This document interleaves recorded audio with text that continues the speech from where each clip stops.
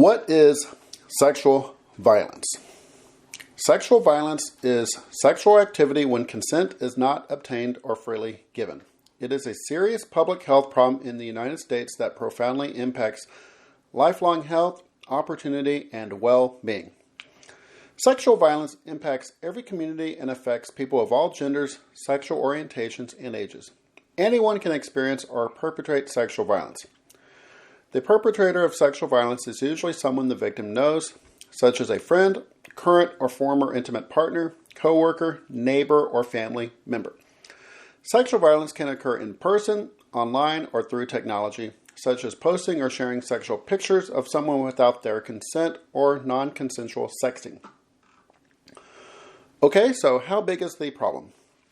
Sexual violence affects millions of people each year in the United States. Researchers know the numbers underestimate this problem as many cases are unreported. Survivors may be ashamed, embarrassed, or afraid to tell the police, friends, or family about the violence. Survivors may also keep quiet because they have been threatened with further harm if they tell anyone or do not think anyone will help them. The data shows that sexual violence is common. Over half of women and almost 1 in 3 men have experienced sexual violence involving physical contact during their lifetimes. 1 in 4 women and about 1 in 26 men have experienced completed or attempted rape. About 1 in 9 men were made to penetrate someone during his lifetime. Additionally, 1 in 3 women and about 1 in 9 men experience sexual harassment in a public place. Okay, sexual violence starts early. More than 4 in 5 female rape survivors reported that they were first raped before age 25, and almost half were first raped as a minor. That's before the age of 18. Nearly 8 in 10 male rape survivors reported that they were made to penetrate someone before age 25, and about 4 in 10 were first made to penetrate as a minor. Okay? Sexual violence disproportionately affects some groups. Women in racial and ethnic minority groups experience a higher burden of sexual violence. For example, more than 2 in 5 non-Hispanic American Indian or Alaska Native and non-Hispanic multiracial women were raped in their lifetime. Sexual violence is costly. Recent estimates put the lifetime cost of rape at $122,461 per victim, including medical costs, lost productivity, criminal justice activities, and other costs. Okay, a few fast facts. Over half of women have experienced sexual violence involving physical contact during her lifetime. Almost 1 in 3 men have experienced sexual violence involving physical contact during his lifetime. The estimated lifetime cost of rape is $122,461 per victim. Okay, so what are the consequences?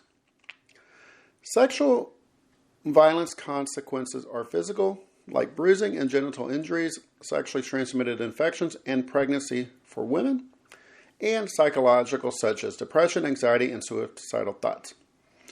The consequences may be chronic. Survivors may suffer from post-traumatic stress disorder, experience recurring reproductive, gastrointestinal, cardiovascular, and sexual health problems. Sexual violence is also linked to negative health behaviors. Survivors are more likely to smoke, abuse alcohol, use drugs, and engage in risky sexual activity. The trauma from sexual violence may impact a survivor's employment in terms of time off from work, diminished performance, job loss, or inability to work. These disrupt earning power and have a long-term effect on the economic well-being of survivors and their families. Coping and completing everyday tasks after victimization can be challenging. Survivors may have difficulty maintaining personal relationships, returning to work or school, and regaining a sense of normalcy.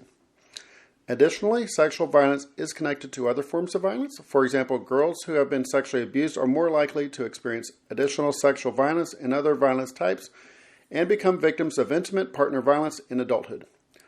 Bullying perpetration in early middle school is associated with sexual harassment perpetration in high school. Okay, so how can we prevent sexual violence?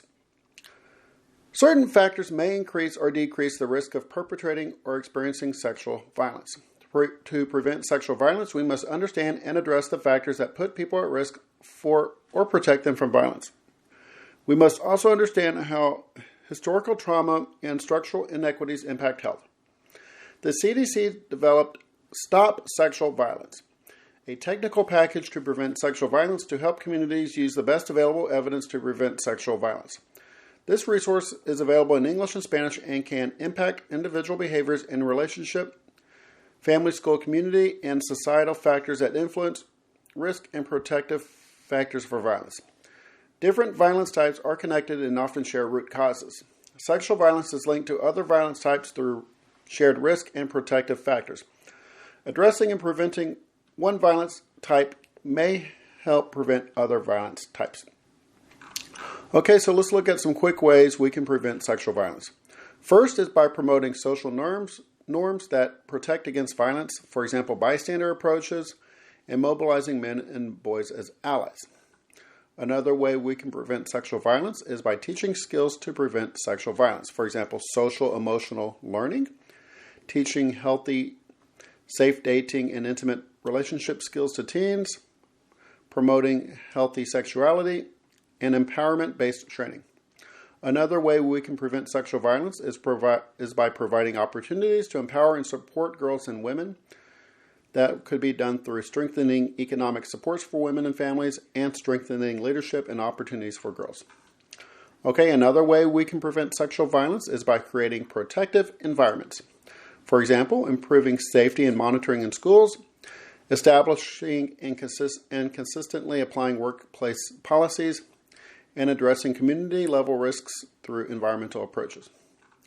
Okay, another way we can prevent sexual violence is by supporting victims and survivors to lessen harms.